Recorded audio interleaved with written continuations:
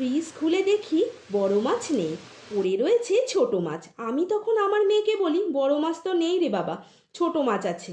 আবার এত রোদ, বাজার যেতে ভালোও লাগছে না। তখনও বলে বসে, আমি কিন্তু ছোট মাছ খাবো না, ছোট মাছ খাবার থেকে নিরামিষি রান্না ঢের ভালো, ওটাই ভালো খাবো।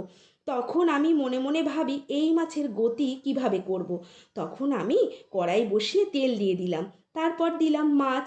এক এক করে স্বাদ মতো নুন, হলুদ, পেঁয়াজ, রসুন, কাঁচা লঙ্কা, শুকনো লঙ্কা, ধনেপাতা আর কালো জিরে দিয়ে ভালো করে নেড়েচেড়ে ভেজে নেব। এবারে ভাজা হলে শিলে বেটে নেব। এরপর রেডি মৌরলা মাছ বাটা। আমি যখন দুপুরবেলায় খাবার পাতে এই বাটা দিই, তখন কিন্তু ও বুঝতেই পারেনি এটা কি বাটা।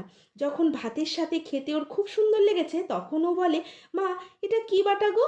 তখন আমি বলি, খুব তো বললি, এই মাছ খাবার থেকে নিরামিষ খাওয়া অনেক ভালো, এটা সেই মাছ যা আমি বেটে দিয়েছি। তখন ও বলে, মা আমি বুঝতেই পারলাম না তো যে ওই ছোট মাছ তুমি আমাকে বাটা খাওয়ালে।